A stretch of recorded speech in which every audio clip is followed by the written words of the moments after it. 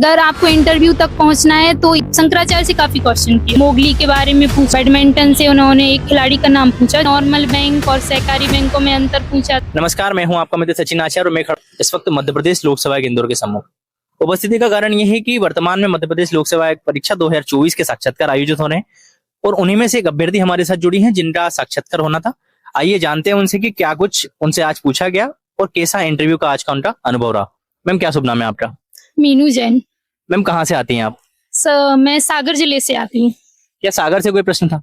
नहीं, सागर से कोई भी प्रश्न नहीं था और ऐसा उन्होंने कोई भी डीप क्वेश्चन नहीं किया है। शुरुआत से ही मेरा नेम पूछा, उन्होंने रोल नंबर पूछा, एक बार रोल नंबर कंफर्म किया, देन फिर उन्होंने मेरा करिकुलर एक्टिविटीज देखी। बैडमिंटन गोल्ड मेडलिस्ट हैं तो फिर बैडमिंटन से उन्होंने एक खिलाड़ी का नाम पूछा जो कि मुझसे नहीं बना, मैंने सॉरी बोला। देन उन्होंने पुलेला गोपीचंद जी के बारे में पूछा, उसको मैंने बता दिया। फिर मोगली बाल उत्सव में भाग लिया है तो उन्होंने मोगली के बारे में पूछा, रुडयार्ड किपलिंग उसकी बुक के बारे में पूछा। फिर ऐसे कौन सा दर्शन अच्छा लगता है, किस महापुरुष से आप प्रेरित हैं, तो मैंने कहा ऐसे तो कई महापुरुष हैं सर। तो बोलने लगे किसके दर्शन से आप प्रभावित हैं, तो मैंने शंकराचार्य जी का नाम लिया। शंकराचार्य से फिर आगे कुछ काउंटर क्वेश्चन होते? जो मैं मतलब जैसा आंसर दिया है उससे ही उन्होंने क्वेश्चन निकाले हैं। फिर शंकराचार्य जी का शास्त्रार्थ कहाँ हुआ, शिक्षा प्राप्त करने कहाँ ओंकारेश्वर क्यों आए थे और फिर किसके साथ उनका शास्त्रार्थ हुआ था, ये सारी चीजें पूछी। अहम ब्रह्मास्मि के बारे में पूछा और शंकराचार्य से काफी क्वेश्चन किए उन्होंने। कैसी फीट की मूर्ति के विषय में कुछ पूछा गया था? हाँ, उन्होंने खुद ही बोला कि वहाँ मूर्ति बनाई गई है, उन्होंने ऐसा क्या किया, वो द्वैतवादी हैं अद्वैतवादी हैं, तो आप ब्रह्मा हो क्या? तो मैंने उनको बोला कि आत्मा ही परमात्मा बन सकती है, ये सब फिलॉसफी। फिर एक दो क्वेश्चन और थे, फिर अगले मेंबर को पास। अद्वैतवाद से क्या शंकराचार्य के संरचना को पूछा गया था, क्या उसकी पृष्ठभूमि रही थी, ऐसा कुछ प्रश्न था कोई? उन्होंने बस ऐसे ही क्वेश्चन किया कि वो द्वैतवादी हैं अद्वैतवादी, तो मैंने बोला अद्वैतवादी हैं।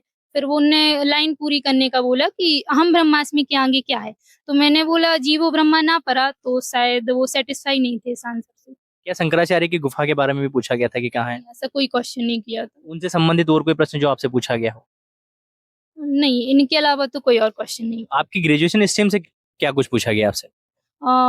ग्रेजुएशन का बस एक मेंबर ने नाम लिया था बायोटेक्नोलॉजी से, सिर्फ बायोडाइवर्सिटी क्या होती है और बताइए थोड़ा उसके बारे में, तो मैंने उसके टाइप बताए बायोडाइवर्सिटी के, और फाइलम के नाम पूछे जूलॉजी में, मैं क्रम से नहीं बता पाई थी तो उस पर भी सॉरी बोला। और बैडमिंटन से क्वेश्चन किए और मैं अभी ज्वाइनिंग में हूँ पहले से ही सहकारी निरीक्षक, तो उससे भी क्वेश्चन थे कि लीव कौन सी लेके आई हो, कैसे मिलती है, ये सारे क्वेश्चन।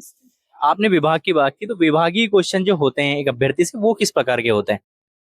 डिपेंड करता है, जैसे मैंने अपने में प्रशिक्षु अधिकारी लिखा था, मतलब ट्रेनी अधिकारी हूँ मैं, तो वैसे ही क्वेश्चन थे, एकदम डीप नहीं गए। बैंक क्या होते हैं, नॉर्मल बैंक और सहकारी बैंकों में अंतर पूछा था।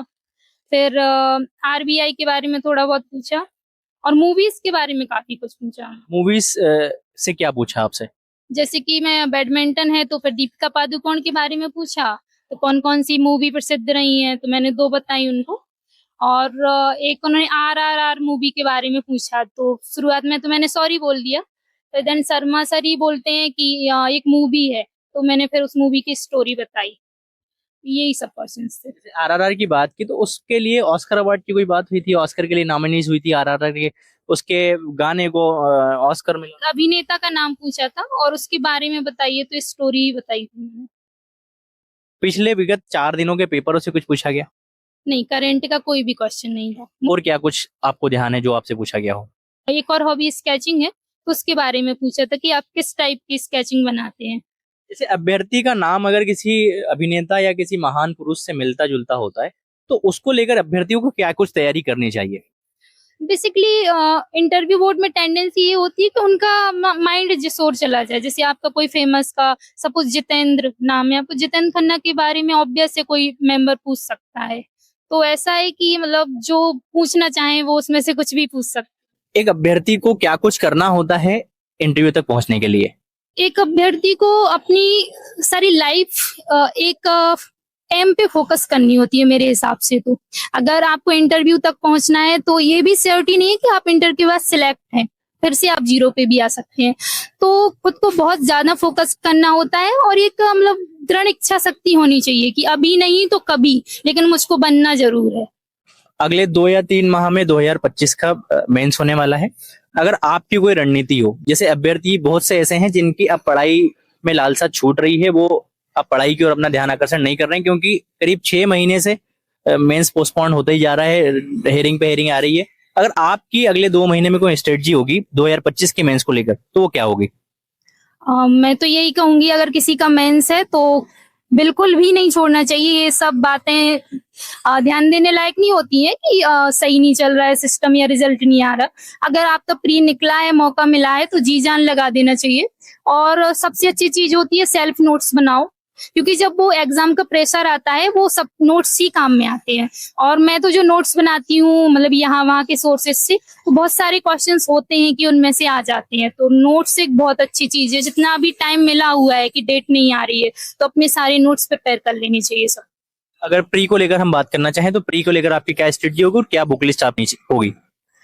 प्री के लिए ऐसा कोई बहुत ज्यादा बुक्स की जरूरत नहीं है। एमपी की एक बहुत अच्छी कोई भी बुक हो या फिर हिंदी ग्रंथ अकेडमी की बुक सबसे अच्छी होती है, वो प्रेफर कर लीजिए। और सिलेबस में जो जो टॉपिक है तो उसका नॉलेज जहां से भी आपको मिल रहा है गेन करना चाहिए। लेकिन हाँ ये है कि बहुत ज्यादा बैरियर सोर्स पे मत भागो। ये एक फैक्ट हर जगह से चेक कर रहे हैं, तो एक सोर्स रखो और ज्यादा से ज्यादा रिवीजन करो उनको, और क्वेश्चन पेपर्स ज्यादा लगाओ, क्योंकि एमपीपीएससी में नेगेटिव मार्किंग तो है नहीं है, तो पेपर लगाना बहुत जरूरी है ताकि हम तुक्के भी कुछ सही लगा सकें। तो यही स्ट्रेटजी रही मेरी तो। Thank you so much ma'am हमसे बात करने के लिए। आशा करते हैं भविष्य में आप एक अच्छे अधिकारी के रूप में मध्य प्रदेश में जानी जाए और जिस पद को आप प्राप्त करना चाहती हूँ आपको पद प्राप्त हो। Thank you so much.